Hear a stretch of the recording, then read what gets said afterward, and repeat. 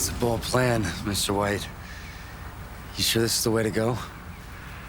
In the case of episode 203, what's the lie he can tell that'll get himself off the hook here with his wife and his family? He says, well, I just got to play crazy. But how do you really prove you're nuts? You take off your clothes and you wander into a public place.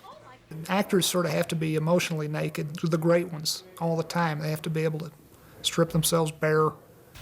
You don't remember talking to me when I was in the bathtub? No, I'm sorry, I don't.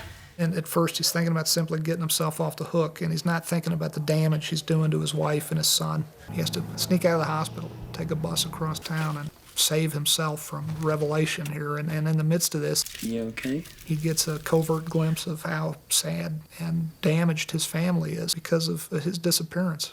It's the law of unintended consequences. The further we go down this road of him being a criminal, the more we naturally worry, is he going to remain sympathetic to us? You're supposed to drink it.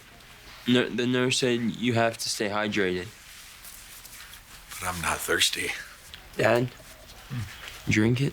We have that father-son dancing around, you know, who are you really? And that very typical, really, of father-son relationships. Walt and Walt Jr. have grown a lot closer. His dad may not be around much longer. He needs to really step up and mature and just show his age.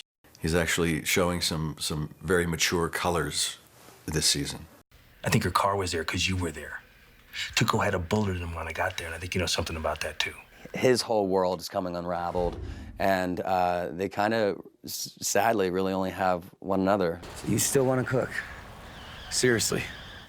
What's changed, Jesse? I think there's a lot of pressure on Jesse to be like this perfect kid, and you know, when you have that pressure, as all young kids, they tend to kind of want to rebel. Hey, Dad.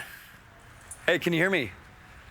Hey, you know what? I'm actually zeroing in on a job. He's like, this is who I am. I'm my own person. I'm gonna do this. I don't need to do what my parents are trying to convince me to do. But how is he? Really? Hank?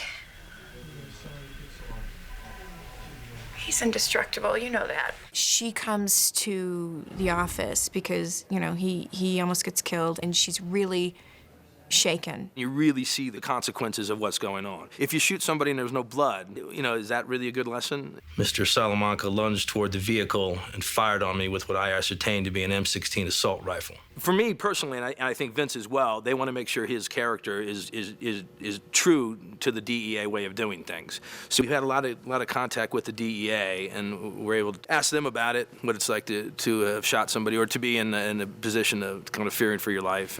This will not happen again, okay? I won't let it. They're really falling apart and struggling, and she's reached a point where his explanations don't add up and they don't make sense anymore. Do you have a second cell phone?